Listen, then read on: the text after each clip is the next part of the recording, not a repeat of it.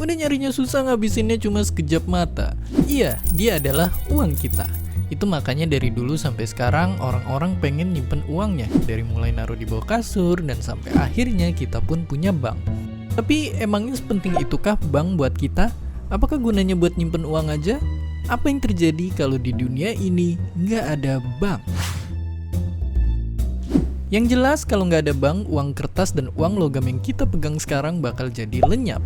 Atau kalaupun masih beredar, tidur kita jadi nggak tenang karena pencuri jadi makin gampang nyolong uang. Oke, itu cuma sebagian kecil aja. Karena nyatanya itu juga bakal ngaruh ke ekonomi negara karena harga jadi naik turun nggak jelas, pengusaha nggak bisa ngajuin modal, impor atau ekspor barang ke negara lain juga jadi ribet. Kalau ngelihat sebegitu pentingnya, pertanyaannya sekarang, apakah ada negara yang pernah hidup tanpa bank di zaman modern ini? Ternyata jawabannya ada. Selama 4 tahun, negara tetangga kita yang satu ini dipimpin diktator yang punya ideologi sendiri sampai-sampai ngebubarin bank mereka. Semuanya gara-gara pengen lepas dari sistem pasar bebas dan milih buat hidup mandiri dengan bertani. Sayangnya keadaan ini justru bikin masalah yang akhirnya singkatnya banget nyebabin kemiskinan dan kelaparan besar-besaran saat itu.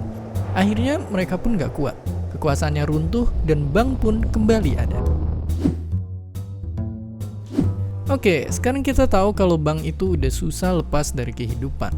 Tapi dari awal banget, bahkan sebelum uang pun ada, bank emang gunanya buat bantuin petani-petani di zaman dulu banget untuk minjem bibit buat bercocok tanam, yang kemudian modalnya dibalikin tiap habis panen.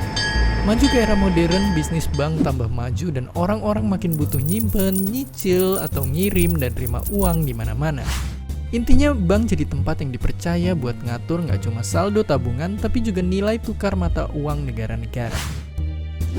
Jadi mungkin di masa depan bank bakal makin diperluin sama kita.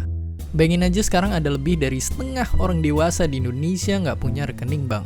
Dan bayangin bisa semaju apa pengrajin kain, peternak kambing, atau petani jagung di daerah-daerah kalau mereka punya rekening bank dan bisa ngejual hasil produksi mereka ke seluruh dunia. Dan itulah yang selama ini dilakuin sama bank ini, Bank Mandiri. Tiap tahunnya sebagian besar uang mereka dipakai buat ngebangun dan majuin negara. Dan mirip negara tetangga tadi, bank ini juga lahir untuk bikin keadaan jadi lebih baik, terutama setelah krisis dan kerusuhan di negeri kita waktu itu. Nama bank ini diberikan langsung oleh pemimpin negeri saat itu, almarhum Pak Habibie.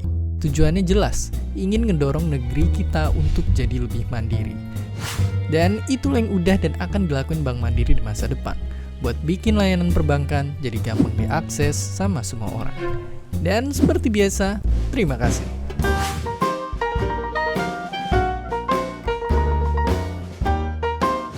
Terima kasih udah nonton Kok Bisa. Punya pertanyaan lagi? Tulis aja di kolom komentar di bawah. Keep asking and stay curious.